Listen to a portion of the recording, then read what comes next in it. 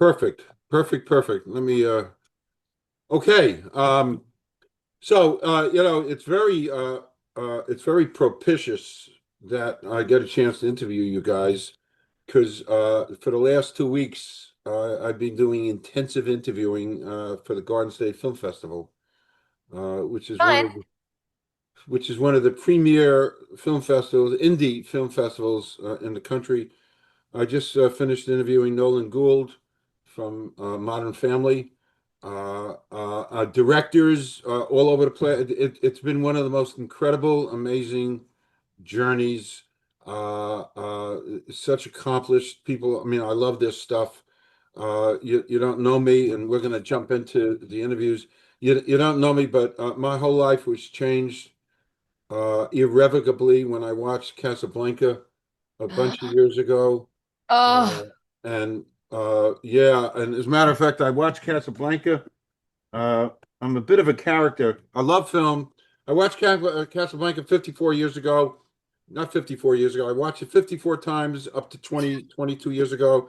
And I watched it again, and it was the most amazing thing. Bogart shoots Major Strasser, the German guy. Claude Rains, a wonderful character actor, picks up a vial of Vichy water that looks like this, and looks at the word, anything with the word Vichy in it, in 1942 was connotative of conspiring with the Germans.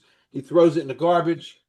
I grabbed my head, and I was a pharmacist at the time, and I also worked in the eyeglass business for the richest Italian in the world. And, so I was doing all kinds of different things. And I grabbed my head and I yelled, "My God!" My wife said, "What happened?" I said, "There's a novel in my head." She said, "What do you mean?" I said, "I got to write a novel." So I came down here, I sat in this chair, and I took 5 years and I wrote this, Vichy Water.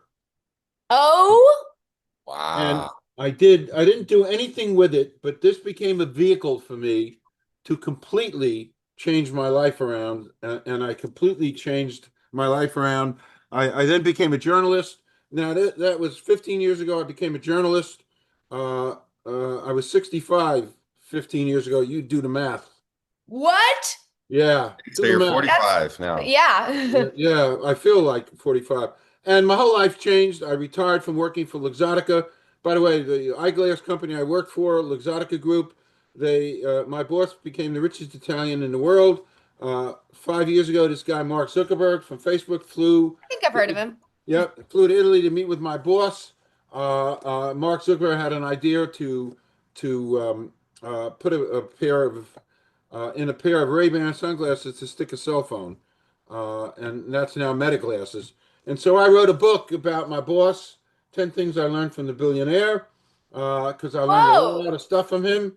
And then in between all the stuff I'm doing and teaching at Rutgers now, and I also wrote There's a Tortoise in My Hair, A Journey of Spirit, which has gotten Dang. six national awards already. So Congrats. here I am with you guys, and I got a nice podcast. It's growing. It's really growing. I got 9,500 subscribers. I'm all over the world, and I'm happy to interview you. I prepared some questions, so why don't we jump into them? 'Cause I love it. I don't know what your time. By the way, what's the time element here? How much time do we have? You have 20 minutes, Calvin. All right. So is the taxi clock starting now? Okay. I All right. think yes. All right. Okay. So anyway, we'll go over this quickly. Madeline Archer Yes. is an assassin who doesn't want to kill but feels forced to. How do you approach playing someone living with that kind of moral conflict? Well, I mean, it comes down to just all human elements of just like there's somebody that I love more than my own life and more than anybody's life. And it's just like boils down to love and family. And that was easy for me to connect with because family is very important to me. So it was for me, it was easy to be like, well, no, I do. I have people that I love where I feel like I would go to the ends of the earth for them. And I just like to think I have a good moral compass too. So that was an easy dilemma to have to struggle with. So it was written well enough that I was able to it kind of folded out just using the circumstances of the script and understanding the humanity of it. Yeah, it's funny. You said something. Like I said, I've been interviewing directors, screenwriters, and it's the most amazing thing. these last 10 days, because almost the universal word that comes in is good writing. Writing is everything. Oh, it's the basis of the whole thing. You can't really escape a poorly written character because that's just who they are. Yep, correct. So good writing comes in. By the way, because I'm kind of rushed, but I usually do hour interviews. I love to talk, but we'll get this done. But this is the hit woman, and that's why we're here. So I just want folks to know that. Seth, Hayden Kent is both the district attorney and Maddie's former love. What attracted you most to this particular character? I thought it was very cool playing like a DA. That's a type of powerful political type of figure that I never played before. And there's a lot of conflict with my character as well, because you think of someone who's like high up in like a political rank, and that's their whole career, their whole life. Like people will get married 3, 4 times because they care about their career way more than, anything else in their life. So I thought it was fun kind of playing with that dynamic. Okay. Similar to Madeline as well. Like I'm giving up essentially my whole political career and everything for this woman that I love. Which is very unusual. It's usually the other way around. People don't give up. Exactly. Like you think about any politician, it's like they're 2, 3, 4 times divorced or just never been married or like whatever, because that life, like you have to dedicate everything to it. So it's fun to show, just kind of the power of love and how strong it can be when you find the right person. Okay, Yeah. great answer. By the way, since we don't have like 40 minutes for an intro just to get to know each other, where are you guys located right now? We're in Los Angeles right now. Okay, so it's 3 hours time difference. Okay, just so Oh, yeah, are you on the East Coast? I'm well, Garden State Film Festival. I'm in Jersey. All right. I can Jersey hear it boy. in your voice. Yeah. Jersey boy. I interviewed several LA people. Patrick Hogan, who I just interviewed him the other day. He's got 10 Emmy nominations for sound editing. It's such, Oh, your sound is world. another thing. Your world is so fascinating, of course, LA and all that, but Jersey's catching up to you, Netflix just plucked down $1 billion and put a studio about 15 minutes away from my house. It's a changing world. So we're going to capture a little of your stuff. Maybe one day you'll be here. I don't I know know. we'll be there. Yes, Yeah. you'll be here. I was filming, we both filmed in Jersey before for Verticals. Okay. It's happening. Well, it is happening. Hey, Springsteen lives, 5 minutes away from me. It's a happening place. The happening neighborhood. Yep. I used to work out in the same gym with Springsteen for 2 years. Fun No stuff. way. Fun stuff. Long stories. Let's go back to work. Yeah. So Nicole, Maddie's driven by love for her sister, which is very important. How important is that emotional core in shaping the way you played her? Well, it's everything. I mean, that's the thing when I take on a character, my biggest thing is what drives them, and like, why do they make any of the decisions that they make? Why is a question I ask myself like 500 times a day when I'm breaking down a script. So, I mean, that's her driving force. It's absolutely everything. She doesn't even have necessarily self-love, which is something she kind of learns to accept throughout the show, especially with meeting him and seeing how much he loves her. So I mean, it's the only thing that kept her going is what I see. And it was the most important thing to like lock down in my brain as I'm figuring out the character. Okay, good. Okay, Seth, Hayden reconnects with someone who once disappeared from his life. How did you portray that mix of love, confusion, suspicion? It's kind of like one of those things you never forget your first love. Like the first love just kind of hits different. And for some people, it's so strong. Like it doesn't matter. It's like one of the, especially like at the time of my life when Hayden had met Madeline, like 10, 15 years can go by. I think about in my personal life, like 10, 15 years can go by. I'm 31 now, but if I were to see someone, from, 15, 16, 17 years old, like I remember it like it was yesterday. And let alone, I didn't have a first love connection like that at that time. But if I had, like, I can imagine, you just can never kind of forget it. It always kind of lives inside you. You might like move past it and it might not hinder you, but it always lives inside you. And it's like one of those things where you don't think about it. And then all of a sudden you see the person and then boom, it's there again. Like it never left. Okay. Okay. It's like reconnecting with an old friend who you haven't seen in a really long time. Like kind of when you see them again, I know this in my personal life, like there's people I don't talk to very often, but then when I see them again, it's like Never. we never left. Like we've been hanging out together all these years. So So funny you said that because that happens to me all the time. My fraternity brother from a long time ago, we would go 25, literally sometimes 25 years, no communication. All of a sudden, pick the phone, we're talking, and then we get together, and it's like that 25 years of nothing never happened. And by the way, it's a testament to you, your personality, how you can the kind of personality you are, you can reach out and all those years you wipe away in 1 second. yeah, It's a special quality.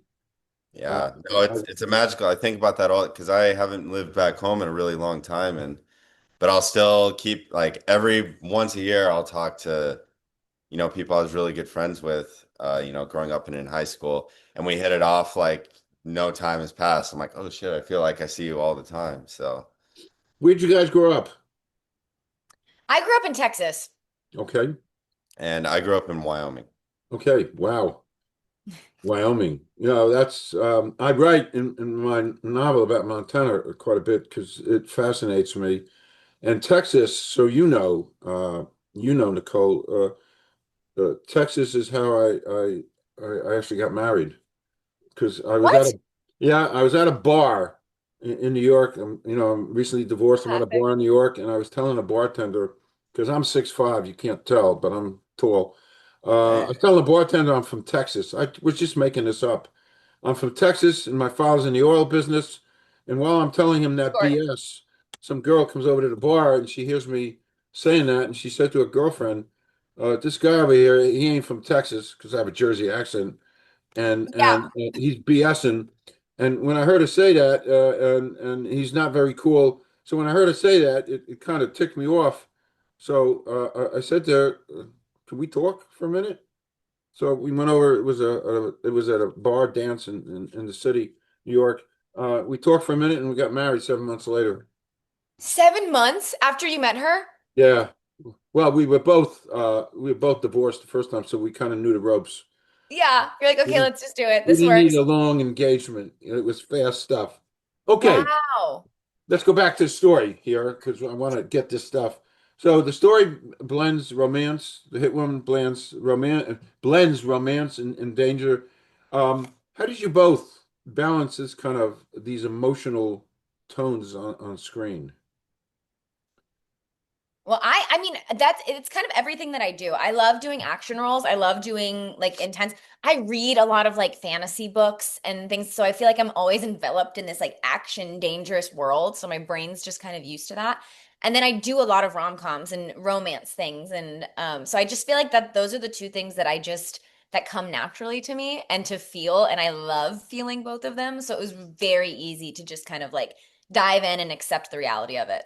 Okay, okay. Um, all right, moving on. Uh, what did you both do as actors? And this is important to build believable chemistry between two characters with such a complicated history. Well, what was really special about this show is our fans actually petitioned for this show to be made in the first place. Wow. Because we've done what? We had done 6 shows together before that. hmm So we know each other very well. Yeah, the chemistry was already there. But this story was different than a lot of the other ones. Most of the all of the stories except for one that we've done before this were based around like a family, like we had a kid or something like that. So this one was different in that we didn't have a Yeah. kid, kind of anchoring us together. Just our past. And it was just Yeah. cool that that was like something the fans wanted to see Yeah. from us, and they made it happen. Okay. Fans, very important. Oh my gosh. And Yeah, especially good ones. Like we yeah, have, I will say over and over, we have the best fandom in the world. I love them so dearly. So Yeah. Our fans are top tier. they're the best. Yeah. They're the best. okay. So, do you see this, you guys? Do you see this as a thriller, or is it like a love story? What do you think? It's oh man. Good I question. don't know. I'd say it's a love story because I think Yeah. it's rooted in love. I think it's a love story with action elements. Yeah, I was gonna say it's like at its core, it's about love, but how we get to the everywhere is through, action and all these crazy kind of sequences and situations that they find themselves in. Okay. It's really interesting. I didn't have enough time to delve, but delved enough.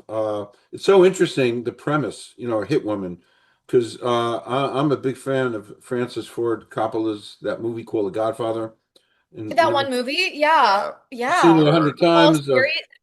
I live in Tony Soprano country, and James Yep. Gandolfini went to my alma mater, Rutgers, and so I know all about that hit stuff.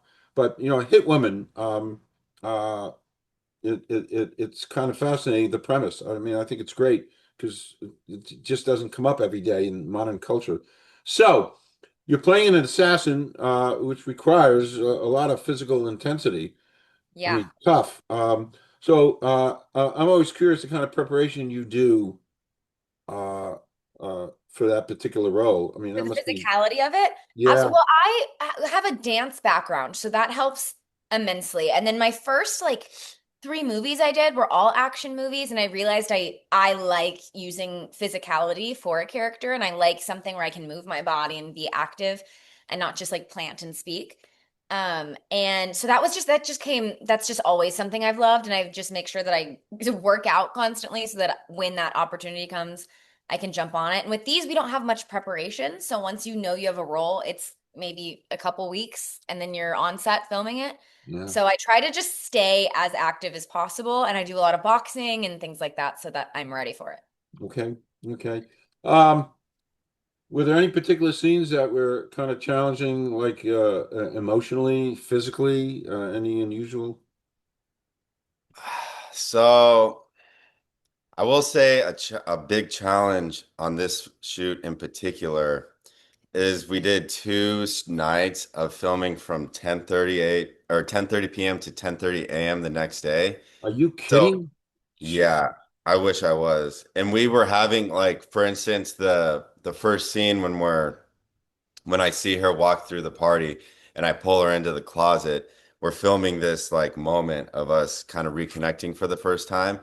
And I'm like, Madeline Archer, what are you doing here? Why are you following me? We filmed that at like 8 in the morning, delusional after like being up all night. So that aspect made it very, very challenging to get in that headspace after being up Okay. all night Okay. And all day. and all day. Yeah, exactly. Yeah, and all day the Oof. day before. Yeah, I So can. I can imagine some of that. I won't delve into it, but I did some dabbling because I love your world, and not for now. If you ever want to hear more about it, but I actually quote snuck in, and I was in a Meryl Streep movie. One You True Thing. snuck into a Meryl Streep Well, movie? I was watching them just kind of make snow, and it was 1997, and they're shooting a movie called One True Thing. She was nominated for Academy Award, and Yes. they let people on the set for a few minutes before they started shooting again, and I just went to watch, and all of a sudden I looked to my right next to me is Meryl Streep, William Hurt, Renee Zellweger, and I'm a friendly guy. I started talking to Meryl Streep and telling how much I love her movies. She's a Jersey girl. A lot of people don't know that. And then some oh, production assistant saw me talking to Meryl Streep, and he comes over to me and he assumes I'm part of that entourage. And he says to me, we got to place you now. So I said, okay, let's go. And he takes me right onto the set, right smack in the middle of the scene. And he says to me, you know, everything you have to say and do. So I said, well, it's been a long day. Why don't you just go over it again? And boom, I'm the biggest thing in that scene, which is like unbelievable. And then I actually, because it went to my head, I auditioned for Waterworlds with Steven Spielberg and Tom Cruise. They called me twice. I turned them down. Big mistake. Oh, huge What? mistake. Huge mistake. And then Mortis went to my head, and I went to Central Casting in New York and signed up, and they cast me right away for a 12-hour shoot. There was a new TV show called New Amsterdam, and it was the opening montage. And this the reason why I'm telling you the story because it relates to what you just said. It was a 12-hour shoot, two separate scenes in the opening montage, and after 12 hours of that stuff, and the food wasn't great. I Yeah. said, my career is officially over. I'm This is done, actually not for me. done with your world. Yeah, the length of the days can be brutal depending on what, especially when you're shooting a bunch of action scenes all day too. Yeah, But Yeah, it's worth it. it takes is. it out of Well, you. for you, it is. Yeah, that's It true. is. It is. You know, maybe in another life. Um, did any of you discover anything surprising about your characters as you're getting into the whole filming? Um, as we were doing it, just kind of how in love Hayden really was and how much he really didn't give a shit about anything else. Okay. Like really kind of stood out the more we were filming it, the more like every day we're doing it more. I'm like, man, Hayden really, really, really loves Madison or Madeline, Yeah. I mean. Yeah. You know my name. Yeah, Madeline. And just kind of how, and it just kind of shows how like when you're just in love with someone and infatuated with someone, like the crazy things that guys will do to get their woman. So, That's nicely So true. said. yeah. Nicely said. So I want to talk right now about the rise of microdrama because a lot of people don't necessarily know what that really is. So the Hitwoman is part of a growing world of micro dramas. I mean, I didn't really know a lot about it. What interested you guys in working in this microdrama format? Well, honestly, at first, I didn't believe it was real because for me, I was like, what I can just work 2 projects a month. I can act full time, 2 projects a month. I don't need my side gig anymore in between these feature films I'm doing. And so that was my main thing. I was like, I'm getting to act. I'm getting paid to act consistently instead of, yes, I did this big movie, and then you have to wait 3 years for it to come out, and so you can get something else. And I mean, that's really what it comes down to is just the love of acting and whatever stories it may be and accepting different people's stories and getting to tell them. So that's what drew me to it. And it's just the Okay. new age situation. Yeah. So it's a little different for me because I didn't grow up acting or in this world at all. I was an athlete growing up. So when I got asked to do my first one of these, I'd been in an acting class for maybe a month. So like I was as green as you could possibly be getting into these. And but I'm so thankful because I'm almost certain that I wouldn't have stuck it out if these wouldn't have been a thing and these opportunities weren't coming to me. And because it's like boot camp, like I've learned so much. Like my roommate has been acting for 15 years and he's had a great career, but he told me he's like it took me 6 years to finally get things going with my career. And I got things going in 3 months. Wow. So and so I'm very thankful for them and it's given me a career and a life that I never would have expected. So I'm very grateful for them and introducing me to this world. So, and it's cool to see how, because we're lucky we've been doing it since the very beginning, or since it first came over to America from Asia. So to see every year it just keeps leveling up more and more and more every year has been really, really cool to see and fun to be a part of. Yeah, and you know your journeys, is all the dabbling and all the stuff and all the movie I'm actually putting together. I mean, I'm so into your world. I love every second of it, and I have huge appreciations for every stage, every part. Directors, I want to do a series on directors, and I'm putting together some screenwriters. We're going to talk about Casablanca, the director, and I want to do a newsletter on my LinkedIn. I got 15,000 followers talking about old movies, how they're such a part of our life. But knowing the stories of actors and actresses and in what they had to invest of themselves to become where they're at, and I don't think enough is known and done to know the cellular makeup of you guys and what you have to go through in your dedication and your commitment to your craft Well, of thank you for acting. saying that because Thank you. it is I a mean lot. that. It I absolutely. know. And again, I just had a glimpse, 12 hours and I was done. That was it. But I just can't imagine. And you're young and you're moving along and I think that's great. But I just tip my hat to you guys because it's a noble profession and it's really needed. Because I don't care what anybody says, hey, I can never replace you guys.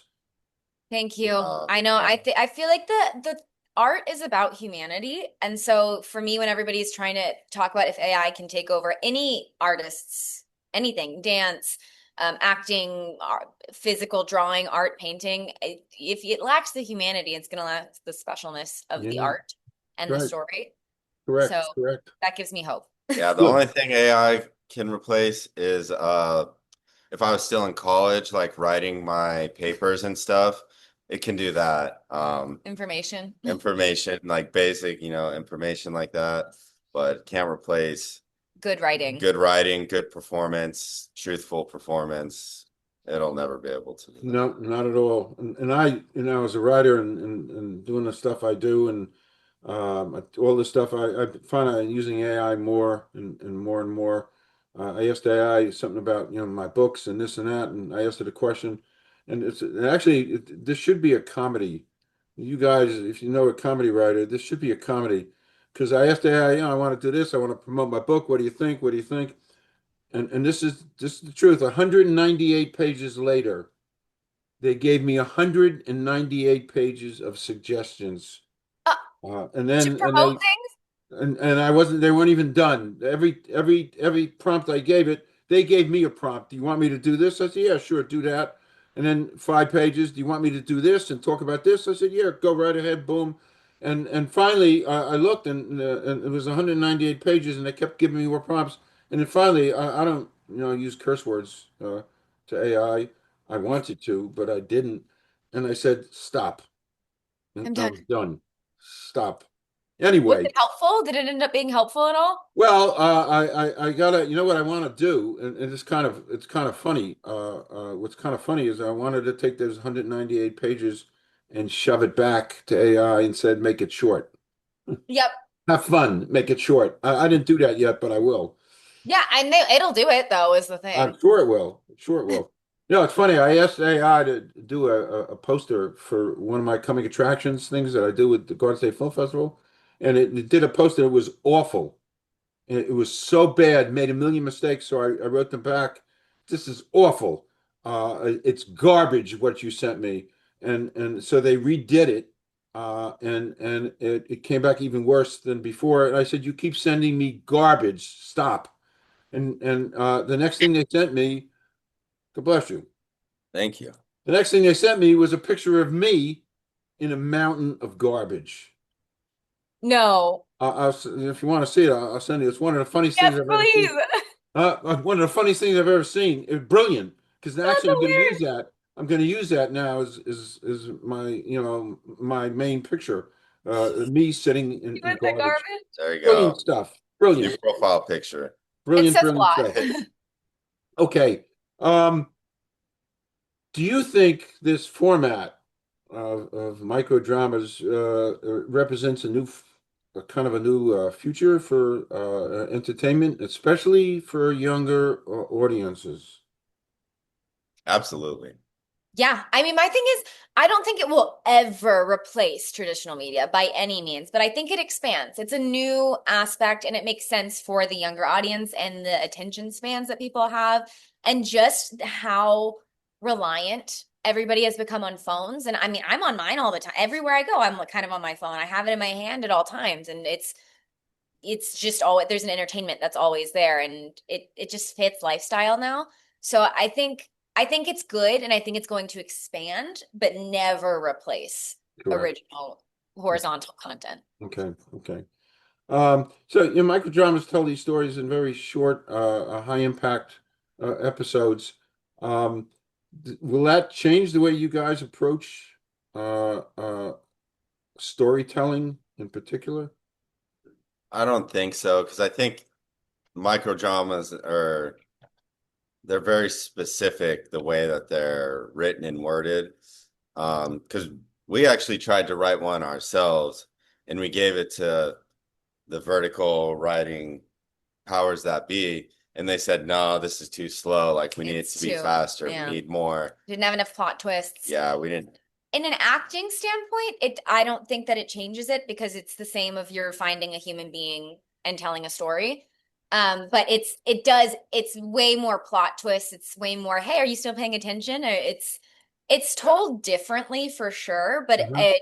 again, it goes back to there's that human element of things that is still there. It's kind of similar to doing like when you like not just soap operas, but I always think like comedy kind of, because in like a sitcom or whatever, like the stakes are always so high and everything. Granted, the tone's a lot different. It's a comedic tone. This is more of a dramatic tone, but like there's always jokes being set up. There's always, things being set up, in a sitcom to keep you laughing and engaged and whatnot. So I think it's sort of similar on that front, just For your yeah, but for your phone. Okay. So in your young lives, because you're not 60 and 70 and stuff, but from what you see and where you're sitting and your analysis, what advantages does micro drama storytelling have over like traditional like television or film? Are there advantages that it has? Um, Micro. I think just the way that the stories are set up, it's easy.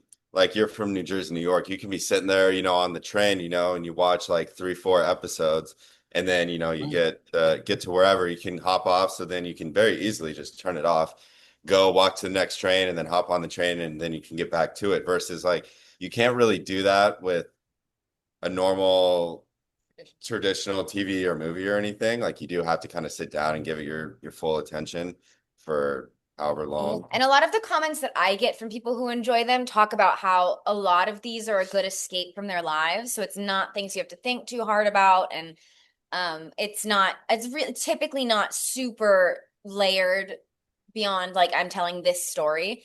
And that's just like what a lot of people need, especially when things can be deep and intense in their lives and they just need to get out and like watch people fall in love and watch those kind of things. So I think there's an advantage for an audience in Okay. that aspect.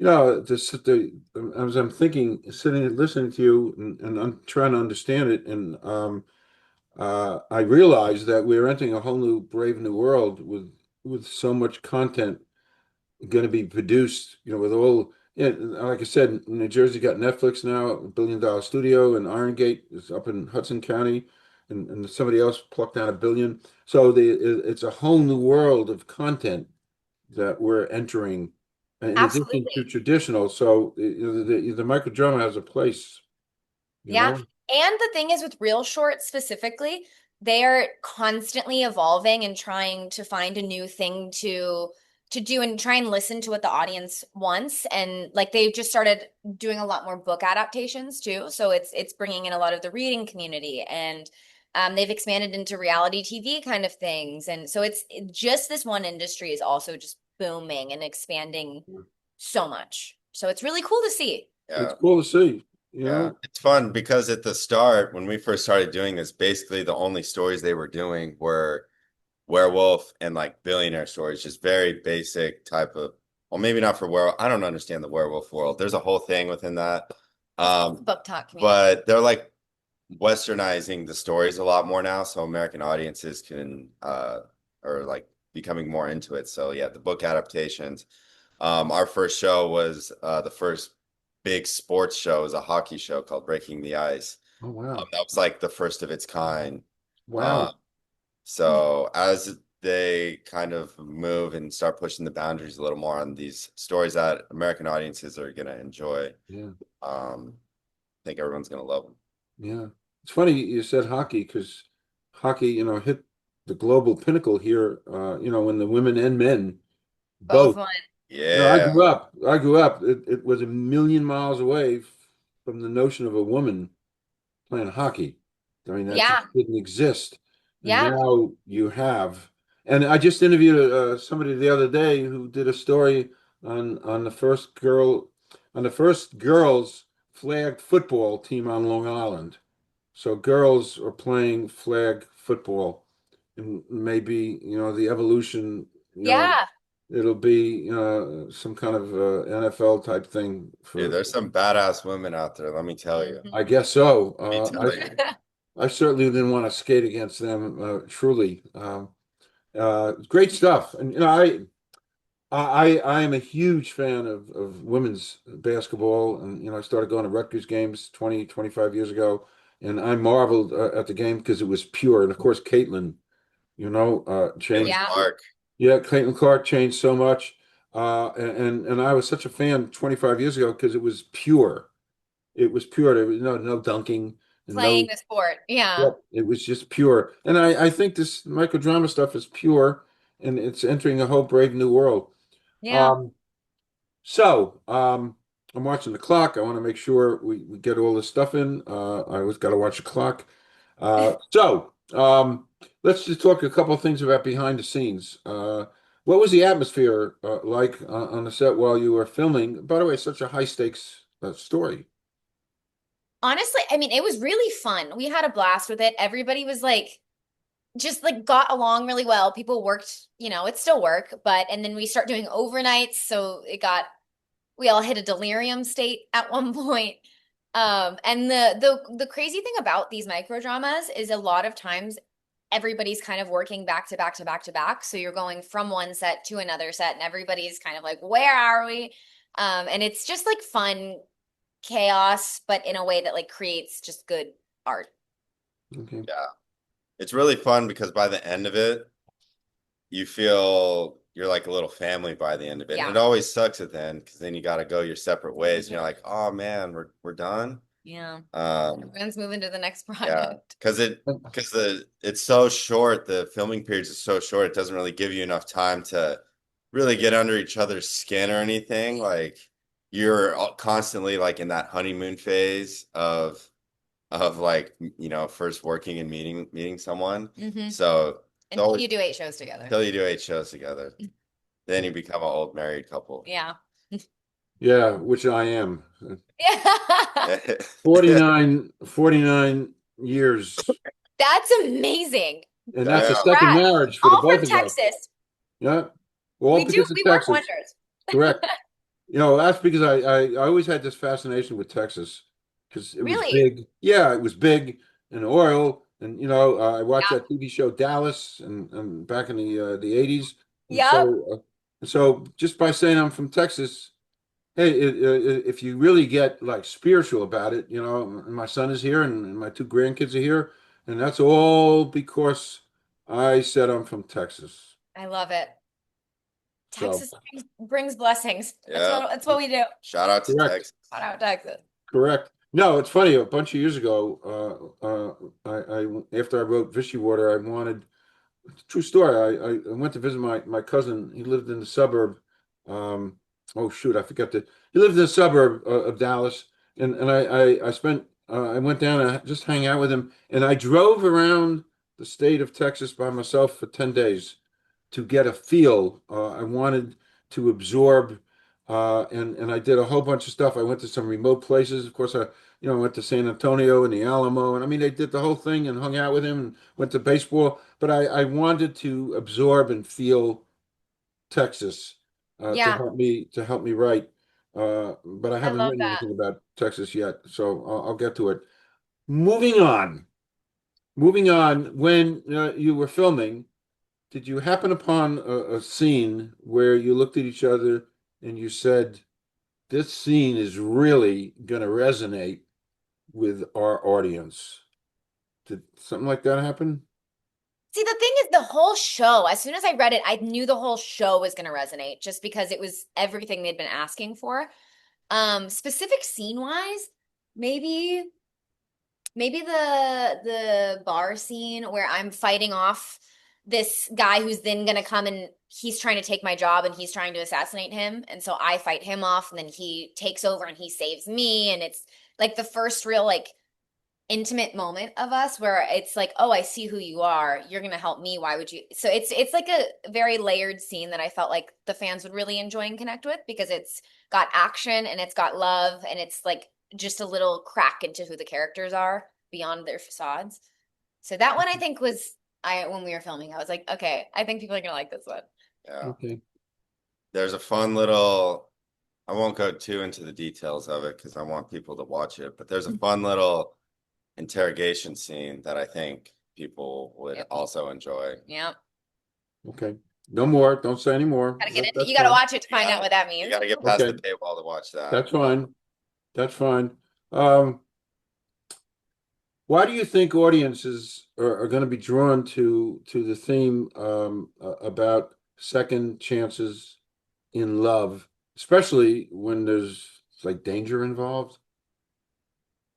Well, I think everybody can relate to the idea of like Seth was saying earlier of like you remember your first love and when you have your first breakup and you everybody I feel like can remember like their high school breakup where it's like all you wanted was to be like no, come back just so I can figure out what went wrong or just so I can prove that like I'm not messed up or, you know. And so I think everybody can kind of relate to that and it's just interesting to see two people who actually are still in love and it's not just a surface level of like, no, I just want to get them back to prove whatever it is you prove by getting an X pack. But and then the danger level is just fun. It's just it keeps you on your toes. Yeah, it adds a whole other layer to it, the danger part. Especially when you see Dante, the mob boss, Greg. and his giant gun, like he's so intimidating. He is. Well, they are intimidating.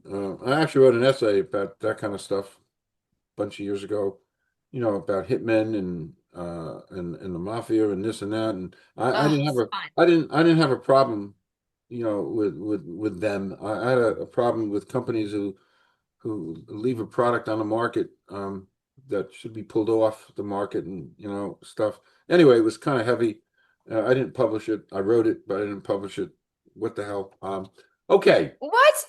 Yeah, it was an interesting, it was an interesting thought that I had, because listen, I love Don Corleone from The Godfather, and Yep. basically, bottom line, what is he doing? He's taking care of his family.